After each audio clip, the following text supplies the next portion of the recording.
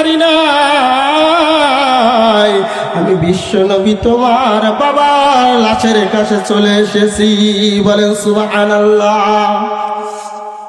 যুবক বিশ্ব নবীকে জড়াইয়া ধরে ডাক দিয়ে বলে, ইয়া রাসূলুল্লাহ, ইয়া হাবিবাল্লাহ, বেয়াদবি নিবেন না,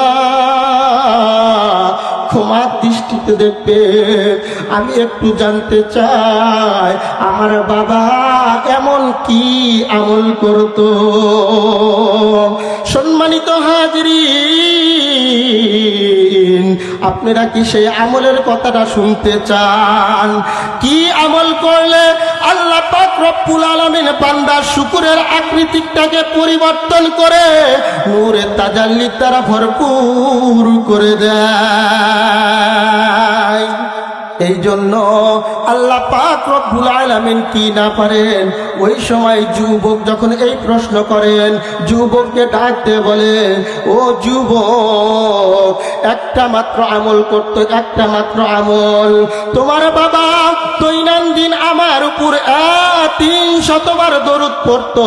কতবার? 300 বার দরুদ পড়েছে। এই দরুদের বদৌলতে আল্লাহ পাক রব্বুল আলামিন তাকে এই পাওয়ার দিয়ে দিয়েছে। আর আমি মহব্বতের টানে এই দরুদের বদৌলতে তোমার বাবার কাছে চলে এসেছি, আর তোমার বাবার লাশটাকে শুকরের আকৃতির থেকে পরিবর্তন করে নূরে তাজাল্লি দ্বারা ভরপুর হয়ে গিয়েছে। বলেন সুবহানাল্লাহ।